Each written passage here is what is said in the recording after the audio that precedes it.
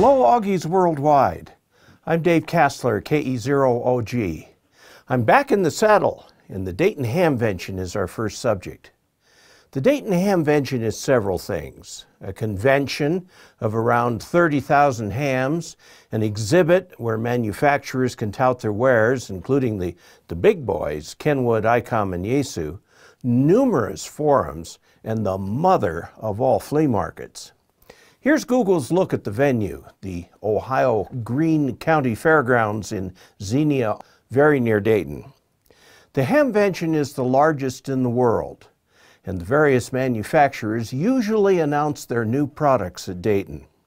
It's a major event, open to all.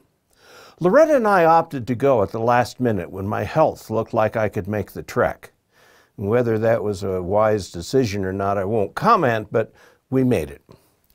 I concentrated almost entirely on the exhibit areas and wore my OG shirt everywhere I went. I met many Augies there, and what a pleasure that was.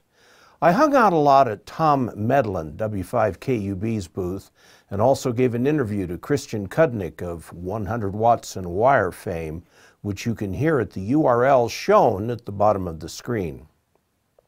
I'm surrounded by goodies from the Hamvention.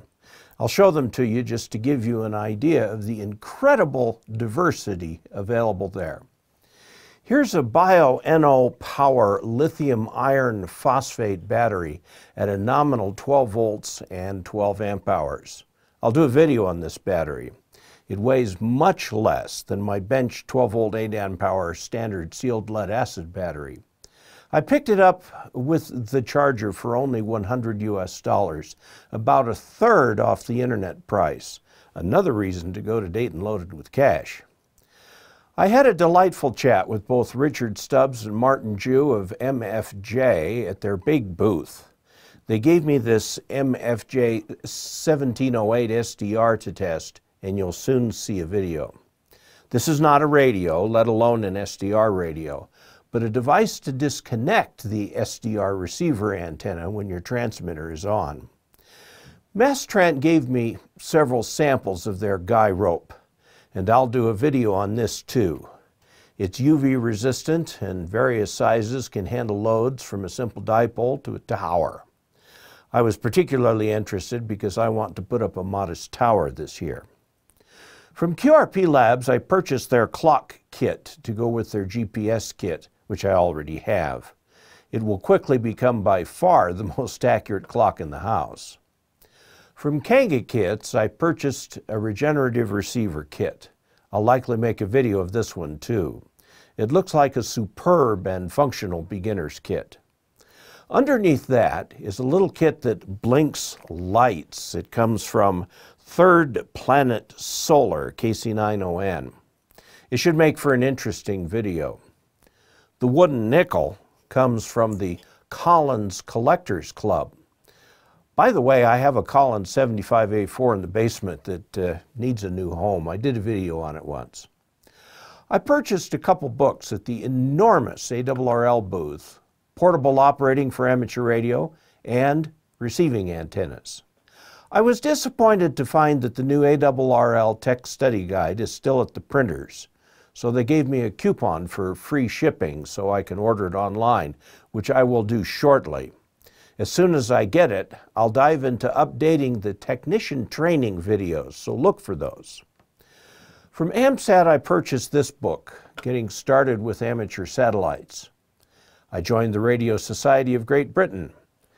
I got 2 copies of their magazine, RADCOM, short for Radio Communications, and also picked up a couple books on a special interest of mine, The Voices, about spying and radio warfare during the Cold War, and Inside Enigma, a beautifully printed history book with gorgeous black and white photos. I haven't seen reproduction in a book this nice in a long time. The Radio Society of Great Britain, or RSGB, is known as being rather more technically oriented. Yaesu gave out free hats. They also showcased their latest high-end radio, their first big entry into the SDR sweepstakes. It reuses an old model number, the FT101D, one of their famous first radios that set new standards for transceiver operation. Except this is now labeled the FTDX 101D to match the current numbering system. My photos are through glass, spherical glass for that matter, but you can see the enormous screen. I look forward to more information on this rather interesting radio. I suspect it'll be out of my price range. From TechQuipment comes this array of test cables I purchased from them. It came with a cool bag too. So those are the major items I brought home to demonstrate the breadth of what was shown at Dayton. Let's just glance at the program to see all the other things on offer. The show goes 2.5 days on Friday, Saturday, and then Sunday morning. As you can imagine, the logistics of handling so many people are daunting. They had a station you could work on HF. And look at the size of the team that put this event together. All volunteers from the Dayton Amateur Radio Association, or DARA. The list of exhibitors covers 2 pages. I must mention the forums. I didn't do any this year, but will in future years. These are the best of the best. And look how the list goes on and on. Awards and scholarships were given too. So, there's my Dayton report. Look for the future videos I mentioned at www.dcastler.com/upcoming-videos, a new page on my website. And if you want to see a video on a particular topic I didn't mention, email me at hamradioanswers@gmail.com.